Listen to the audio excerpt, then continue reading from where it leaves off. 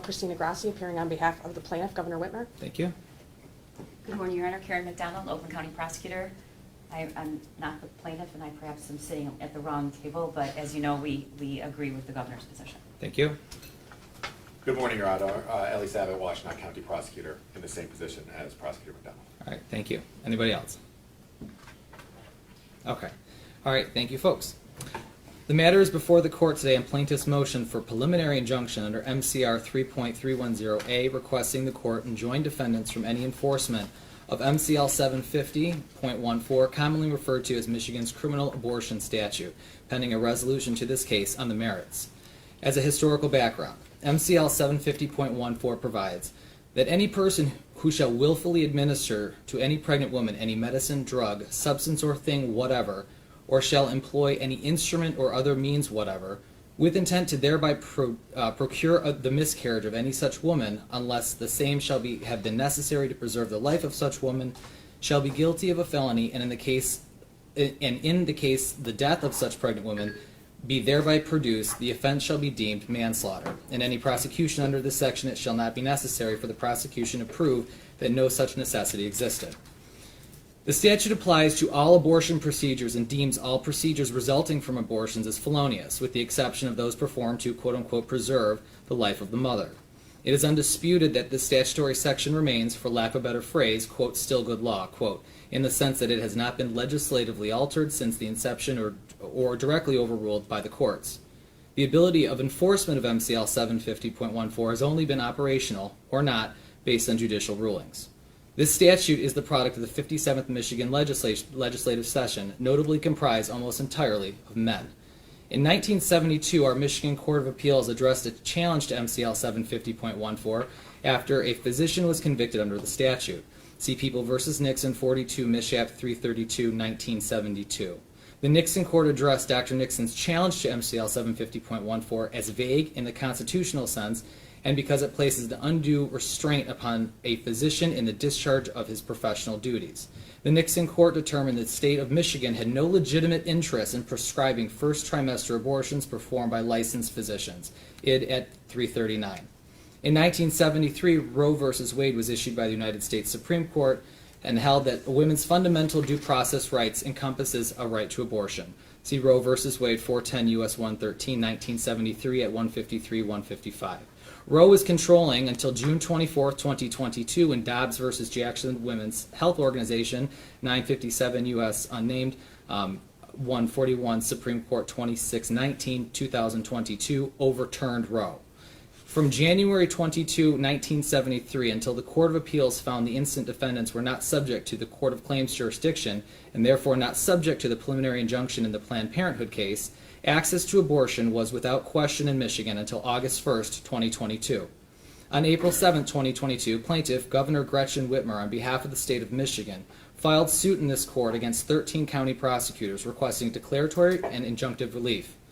The plaintiff relies on our 1963 state constitution, Article 5, Section 8, for the authority to bring such an action.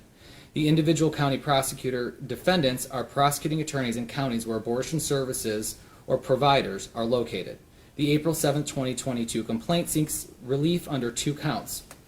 Under count 1, plaintiff contends MCL 750.14 violates the Due Process Clause under Article 1, Section 17 of the Michigan State Constitution, citing the right to bodily integrity, bodily autonomy, and privacy. The court notes during the course of the hearing, plaintiff conceded the right to privacy under Michigan case law, and that issue is therefore not considered today. See Mahaffrey v. Attorney General 222 Mich. App 325, 1997.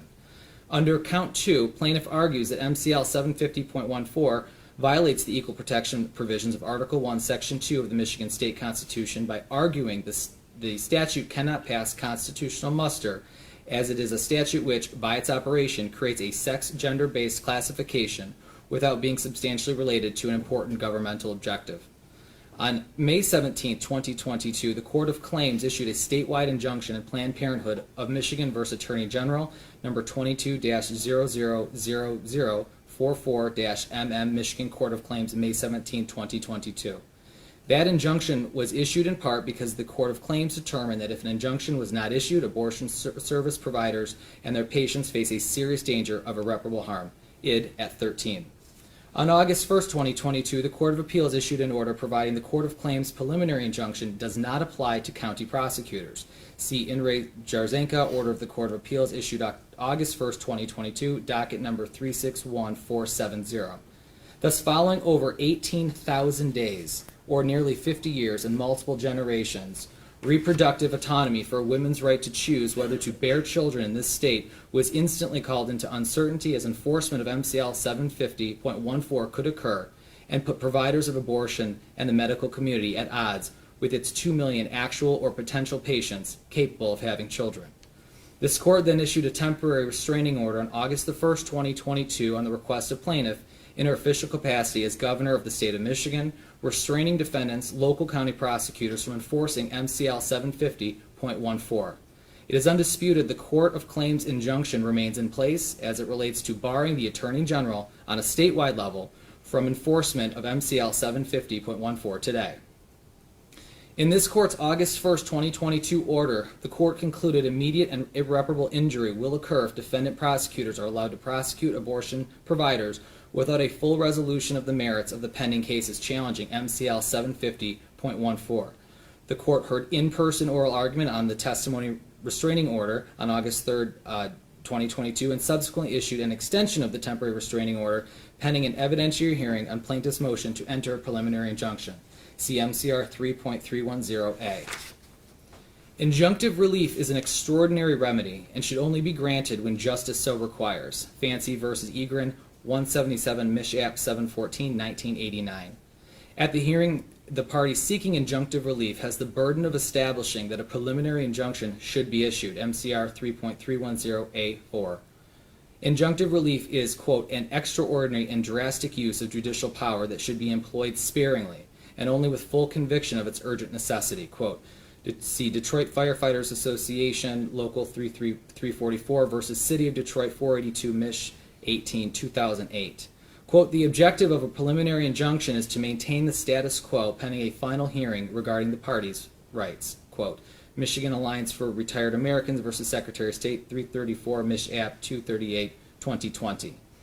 Where a party seeks a preliminary injunction to prevent an alleged status quo violation, as is the concern in the instant case, the party must satisfy a two-step process. First, it bears the burden of establishing a four-part test in favor of the issuance of a preliminary injunction. That is, 1, the likelihood that the party seeking the injunction will prevail on the merits. 2, the danger that the party seeking the injunction will suffer irreparable harm if the injunction is not issued. 3, the risk the party seeking the injunction would be harmed more by the absence of the injunction than the opposing party would be by granting the relief. And 4, the harm to the public interest if the injunction is issued. See AFSCME Council 25 v. Woodhaven, 293 Mishap 143, 2011. Second, if a trial court determines that the standards for preliminary injunction have been met and chooses to issue an injunction, it must promptly decide the merits of the status quo claim, MCR 3.310A. Subsection 5 requires, if a preliminary injunction is granted, the trial of the action on the merits must be held within 6 months after the injunction is granted, unless good cause is shown or the parties stipulate to a longer period. Detroit Firefighters, Supra. The court held oral argument on plaintiff's motion for a preliminary injunction, in this case on August 17th and 18th, 2022 in open court. The court also limited the number of witnesses and the time allotted for each witness's testimony, as well as for argument. The witness's testimony listed at the hearing is preserved for a full trial on the merits, MCR 3.310A2, and the court appreciates all counsel adhering to the court's directives as to the limited evidentiary hearing. In issuing this ruling, the court considers not only the evidence hearing testimony, but also the briefing by the named parties and oral argument from the August 3, 2022 temporary restraining order motion hearing. The court heard from 3 witnesses proffered by the plaintiff. Those witnesses were Dr. Lisa Harris, Dr. Natasha Bogdasarian, and Dr. Diana Norland. The court will note some, but not all, pertinent testimony from these witnesses. As an initial matter, the court found all 3 of these witnesses extremely credible in their testimony and weighs their testimony heavily. See In re Medina 317 Mich App 219, 2016. Quote, part of this court's duty as the trier of fact is to assess the weight and credibility of the witnesses and evidence and to determine what weight to allow any inferences. The court, end quote. The court notes defendants in opposition to the preliminary injunction request did not choose to cross-examine these witnesses. Dr. Harris testified regarding her OB/GYN career providing emergency care and testified about ending a pregnancy that could harm or kill a person carrying a child. Dr. Harris indicated the concern from her perspective in the medical field generally as to MCL 750.14's provision regarding the uncertainty of, quote, what does it mean to preserve life of the pregnant woman, quote. Dr. Harris testified regarding having no benchmark to determine how a high risk needs be in order for her to provide abortion services without being subject to potential criminal liability under MCL 750.14. Dr. Harris testified about the distress of women and medical providers given the recent uncertainty in the law post-Roe, and specifically in the morning hours of August 1st, 2022, before this court issued its temporary restraining order. She also testified about her concerns about potential liability should she, quote-unquote, soft-send a patient to a jurisdiction where abortion services remain intact, indicating a concern of, as it was put during closing arguments, quote, aiding and abetting. Dr. Bagdasarian is the chief medical executive of the state at the Department of Health and Human Services. She testified as to the public health concerns, vulnerable population impact, and the concerns of the state in providing medical guidance as required by her job, given the uncertainty of how MCL 750.14, if applicable, would impact the medical community. She also testified regarding statistics of abortion in our state. Most notable to the court, abortions in Michigan are overwhelmingly safe for the person receiving the abortion care, statistically more safe than pregnancy itself, that most abortion patients are already mothers, suggesting either dire medical reasons for seeking an abortion or due to the financial constraints of having more children than one could care for, and that 90% of procedures occur within the first 12 weeks of pregnancy. Dr. Norland, the third witness, notably is both a doctor and lawyer. The court highly credits his testimony for having the appropriate intersection of both medical and legal knowledge in this area. Dr. Norland also lives in a county where one of the defendants, in opposition to the plaintiff's request, has acknowledged he may seek to enforce MCL 750.14 if able to do so. Excuse me. Notable to the court was Dr. Norland's testimony that the term miscarriage, the term used in MCL 750.14, is a medical term of art. She testified in her opinion MCL 750.14 creates a question as to what exactly is the medical standard of care in relation to, quote-unquote, procuring a miscarriage. For example, in her opinion, an ectopic pregnancy, which will not result in the birth of a child from a medical standpoint, poses a great risk of death to the mother and requires treatment to end the pregnancy. The statute at question creates a medical legal uncertainty on the standard of care in those unfortunate situations which subject medical professionals to chilling repercussions from civil suits, loss of medical licensing, and of course, under MCL 750.14, felony prosecution, all while their patient faces extreme health considerations, including death. Dr. Norland testified these considerations would naturally be required to be considered by a provider before they could care for their patient should MCL 750.14 be in effect. Defendants in opposition to the plaintiff's request for a preliminary injunction proffered two witnesses, Dr. Priscilla Coleman and Dr. Gianna Kazan-London. Dr. Coleman was deemed an expert in the area of psychology of abortion, decision-making, and mental health outcomes, MRE 702. The decision to continue to deem Dr. Coleman an expert for purpose of trial is reserved, as discussed on the record. Dr. Coleman testified extensively about her research and publications regarding the mental health impact to women who have received abortions. On cross-examination, in the court's eyes, Dr. Coleman's credibility was seriously called into question, and her statistics and conclusions of her testimony reveal unhelpful and biased information for the court's instant inquiry. Notable was Dr. Coleman's indication that although there were, quote-unquote, very few psychological studies on instances of rape or incest resulting in birth, she nevertheless concluded, stunningly, that only 20% of those mothers harbor resentment toward that child. When questioned regarding peer criticism of her own work, Dr. Coleman alluded to bias and pro-choice interest groups being the issue, not empirical problems with her own methodology, which, not lost on the court, included one meta-analysis where an overwhelming amount of data was, in fact, her own. Specifically, testimony established that 22 studies were aggregated in the metadata study. Of those 22, 11 were authored by the witness and only 14 data sets were used. Presumably, the testimony revealed 11 of them created by the witness herself. Dr. Coleman's testimony is dismissed as not credible in a practical sense, completely called into question during cross-examination, nor helpful in assisting the court in weighing the factors for defeating plaintiff's request for a preliminary injunction. The court affords her testimony no weight. The final witness was Dr. Kazan London. As an initial matter, the court thanks Dr. Kazan London for her military service to our country. Dr. Kazan London testified regarding her care for pregnant persons, mainly for high-risk pregnancy, and her one experience in assisting an abortion procedure. She testified at length about how she looks for abnormalities of the fetus in order to assist the patients with a care plan. On cross-examination, Dr. Kazan London was significantly discredited in the court's mind regarding a personal bias in this area. The court also observed her demeanor significantly changed, including the tenor of her voice on cross-examination versus on direct examination. Notable to the court was the inability for Dr. Kazan London to acknowledge from the court's perspective the impact of rape and a subsequent pregnancy on a victim testifying that all births, even if the result of rape, are simply quote-unquote part of womanhood. Dr. Kazan London's testimony is dismissed as not credible in a practical sense, completely called into question during cross-examination, nor helpful in assisting the court weighing the factors for defeating plaintiff's request for a preliminary injunction. The court affords her testimony no weight for purposes of the evidentiary hearing. Turning to the law. To prevail today, plaintiff must demonstrate entitlement to a preliminary injunction, in this case, as to all four elements required under case law. See Ask Me Supra. First, plaintiff must demonstrate the likelihood of success on the merits. In the absence of controlling federal law following Dobbs, as Judge Glacier noted in her opinion in Planned Parenthood, an initial question likely to be of interest to our state citizenry is the power of the state court to interpret Michigan's Constitution differently than the United States Supreme Court interprets the federal Constitution.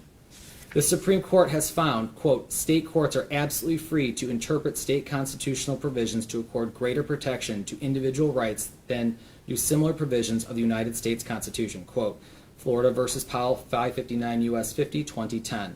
In fact, our state Supreme Court has held, quote, it is this court's obligation to independently examine our state's constitution to ascertain the intentions of those in whose name our constitution was ordained and established, quote, see People versus Tanner, 496, Mich. 199, 2014.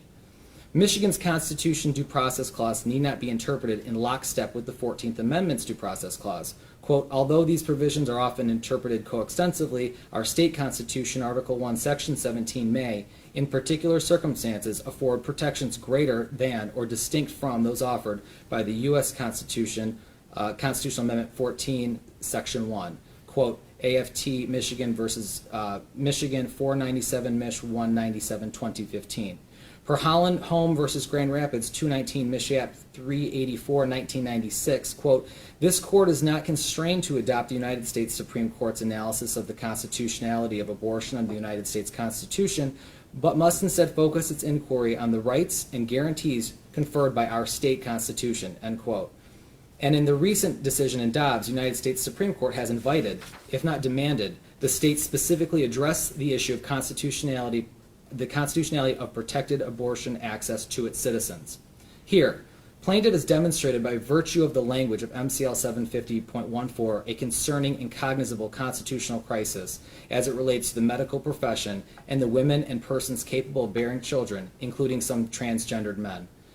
The notions of bodily autonomy and integrity, due process, and equal protection have all been noted by the briefing and testimony, suggesting, overwhelmingly, that MCL 750.14 as it currently provides will be stricken in its entirety at maximum or in part at minimum.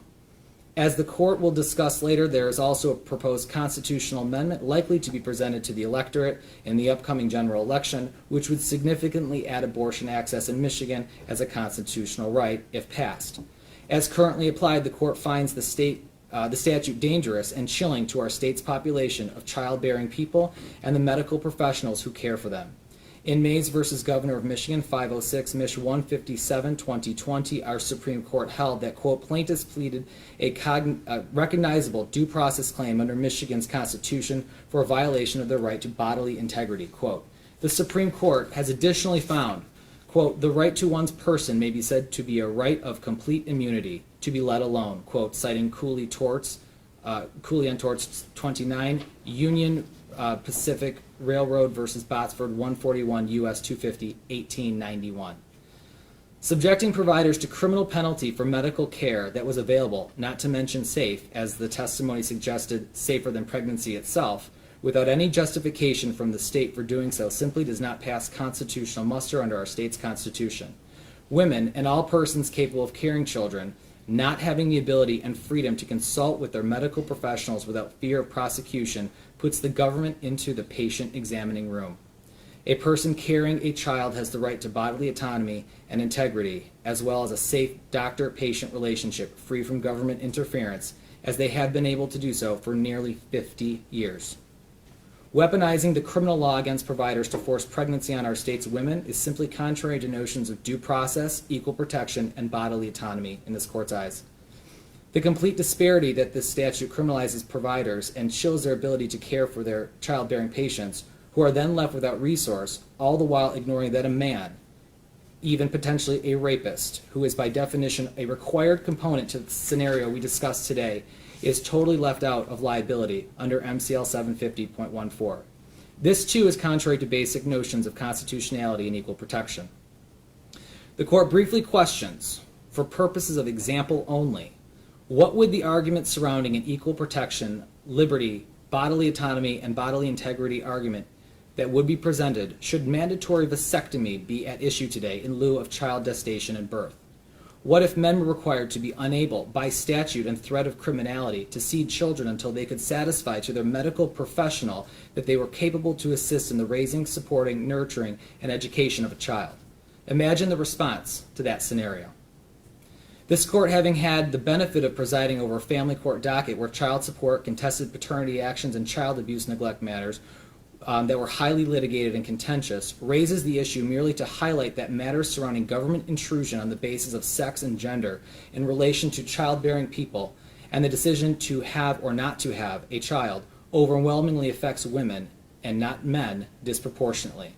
All the while society is fully aware both parties are required to engage in a type of behavior that produces the factual scenario we discussed today.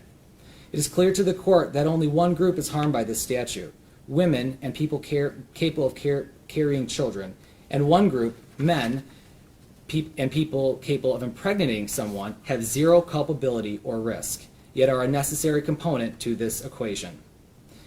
As it is also clear, the surreptitious avenue to avoid an equal protection allegation that the statute targets providers and not people is an obvious smokescreen which should not pass constitutional scrutiny. Plaintiff has therefore satisfied this prong of the analysis, and the court finds there's a strong likelihood that plaintiff will prevail, in whole or in part, in challenging the constitutionality of the now existing language and near total abortion ban prohibited under MCL 750.14 at trial.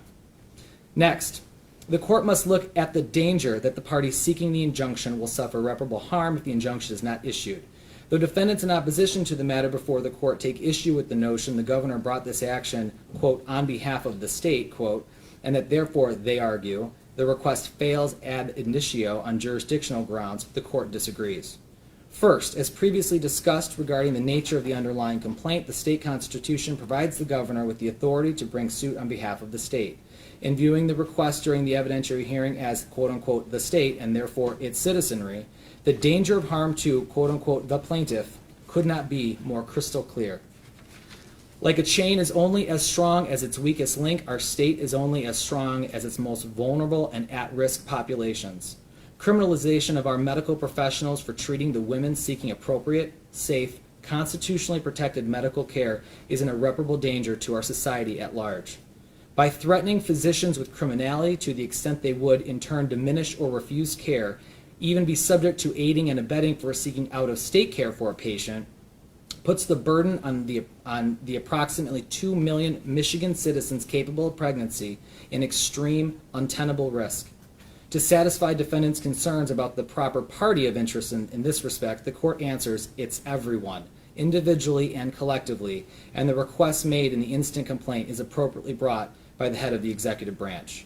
Second, as previously discussed, the court reiterates concerns that the party seeking the injunction, i.e. the people of the state, would suffer irreparable harm if the injunction is not issued.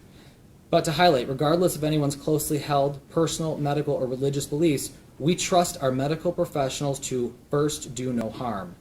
To impose criminality under MCL 750.14, as previously mentioned, thus denying care, preventing care, thwarting care, or deferring care to a more favorable jurisdiction, squarely contradicts our medical professionals' duties, oaths, and the standard of medical care. The very real danger of death, serious injury, infertility, abuse, forced pregnancy, poverty, etc., all testified at the evidentiary hearing, all stem from imposition of the statute at bar against the medical community to their patients. The harm to the body of women and people capable of pregnancy in not issuing the injunction could not be more real, clear, present, and dangerous to the court. The plaintiff has met its burden in demonstrating the second prong is also met. Next, the court considers whether the risk to the party seeking the injunction would be harmed more by the absence of the injunction than the opposing party would be by granting the relief.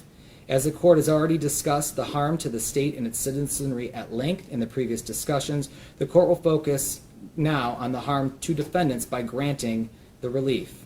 From the court's perspective, there is precisely zero harm to the defendants by granting a preliminary injunction. Zero. Defendants suffer precisely no harm from the court preventing them from enforcement of a statute that, save for a handful of hours on August the 1st, 2022, they were otherwise unable to prosecute since 1973, should an injunction issue today. The option to investigate and prosecute alleged criminality under the guise of MCL 750.14 was never a viable option until recent developments, and waiting until the conclusion of this case to do so is, simply put, the ultimate example of maintaining the status quo, and precisely why courts are expressly vested with the ability to, with caution and careful consideration, to grant extraordinary preliminary injunctive relief. At maximum, trial on the merits of this case by court rule will occur within 6 months. To argue defendants suffer any harm given these facts is simply contrary to sound reason and logic. If, at the conclusion of this case, the court finds MCL 750.14 is constitutional, in whole or in part, defendants will be free to prosecute, with the great governmental resources available to them, the crime they wish to exercise their prosecutorial discretion to investigate today. And if MCL 750.14 is ultimately upheld, in whole or in part, at the conclusion of this case, defendants have a 6-year statute of limitations for which they can retroactively investigate, in their prosecutorial discretion, violations of the statute. Conversely, should they be allowed to prosecute under MCL 750.14 today, and tomorrow our Supreme Court finds the statute unconstitutional, or the proposed constitutional amendment nullifies MCL 750.14, there will be providers who could be charged with felonies that will result in loss of their liberty if incarcerated, and livelihood if they lose their medical license. The number of women impacted under this scenario, whether forced to give birth or to relocate to seek medical care, suffer irreversible uterine damage from an untreated ectopic pregnancy, to name a few plausible of many horrific outcomes, is unquantifiable for purposes of this scenario. In light of the fact this court finds no harm whatsoever to the defendants in being enjoined from being able to enforce this one particular statute, given the nature of these proceedings, the court suggests the county prosecutors focus their attention and resources in the meantime to investigation and prosecution of criminal sexual conduct, homicide, arson, child and elder abuse, animal cruelty, and other violent, horrific crimes that we see in our society, that they are fully capable of investigating and prosecuting, all while being enjoined from enforcement of MCL 750.14.